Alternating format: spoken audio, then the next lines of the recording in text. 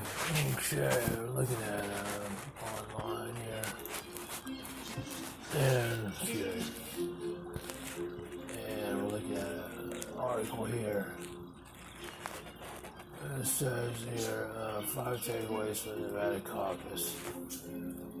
The big one, Sanders takes control.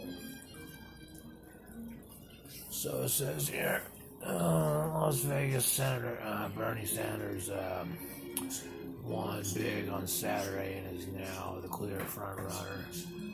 Former Vice President Joseph R. Biden Jr.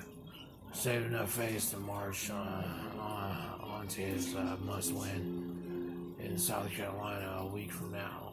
Pete Buttigieg finished at the top tier again and embraced the urgency of knocking down the rising Mr. Sanders, though it is not clear where he wins next.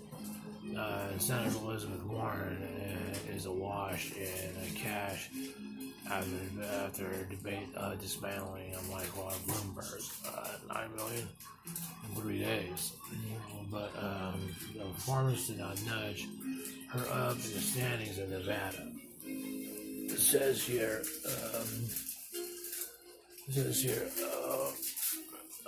here are 5 takeaways from the results from what it'll mean. 5 takeaways from the results and what they'll mean for the rest of the Democratic primary. Bernie Sanders is taking command of the race. Sanders is not just winning Nevada, and just polls show that he dominated. It says here, those polls show Mr. Sanders winning men and women, whites and Latinos, with voters in all but the oldest of age of 17 to 29 to 30 to 44 to 45 to 64, with those with college degrees and those without. He was carrying union households and non-union households, self-identified liberal Democrats, by a wide margin, and moderate and conservative ones narrowly. Says, welcome to the revolution. Waleed Shahid, a spokesman for the Justice Department and Progressive Group. The Sanders victory was built upon 3 distinctions, and yet overlapping bases of support. Young people, 56% support, among 44% and under, and very liberal voters, 49%, and the majority Hispanic voters. The latter was a new factor in Nevada after 2 heavily white opening states. Iowa and New Hampshire are particularly important as the race expands to big and diverse states on Super Tuesday with large Latino populations and more significant. None more significant than California and Texas. And then it says here, Mr. Sanders has now won most of the votes in each of the 3 states. Mr. Buttigieg appears to have edged him in the delegates in a still disputed Iowa results. Now and has more momentum than all of his rivals and more money than everyone besides the 2 self-funding billionaires, Tom Steyer and Michael Bloomberg. And Mr. Bloomberg. It was no accident that Sanders spent much of the day before the Nevada caucuses in California and had 2 rallies in Texas on Saturday. His campaign is looking ahead to Super Tuesday, March 3rd, as the day he breaks away from the rest of the Democratic field.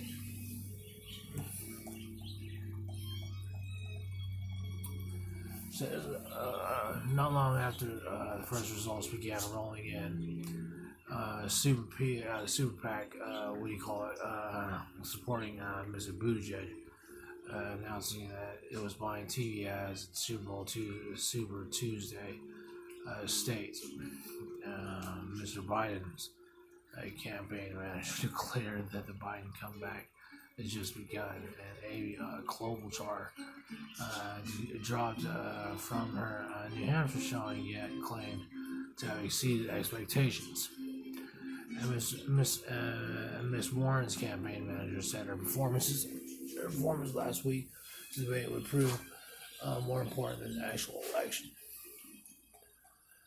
In translation, no one is about to quit this race, and the longer all the alternative candidates remain, the longer Mr. Sanders can keep carrying states, consolidating his own coalition without a single rival.